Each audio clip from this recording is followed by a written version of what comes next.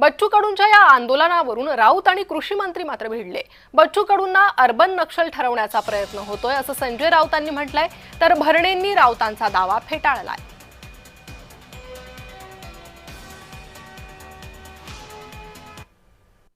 राज्यातील शेतकऱ्यांची संपूर्ण कर्जमुक्ती करण्यासाठी गेल्या 2 दिवसापासून आदरणीय बच्चूभाऊ कडू यांनी नागपूरमध्ये या ठिकाणी बेमुदत आंदोलन सुरू केलेलं आहे। परंतु या सरकारनं बच्चूभाऊ कडूच्या आंदोलनाची दखल घेतली नाही, बेदखल हे आंदोलन केलेलं आहे। आणि म्हणून आम्ही आज या ठिकाणी नागपूर मुंबई या समृद्धी महामार्गावर गेल्या 2 तासापासून या ठिकाणी रास्ता रोको आंदोलन सुरू केलं आहे। जर का या सरकारने या शेतकऱ्यांच्या आंदोलनाची दखल घेतली नाही तर आज आम्ही या ठिकाणी फक्त टायर जाळून या ठिकाणी आंदोलन केलं।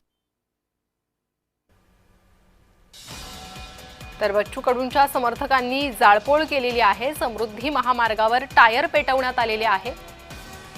कडूंच्या समर्थनार्थ, या आंदोलनाच्या समर्थनार्थ आणि सरकारचा निषेध करण्यासाठी ही जाळपोळ करण्यात आली आहे।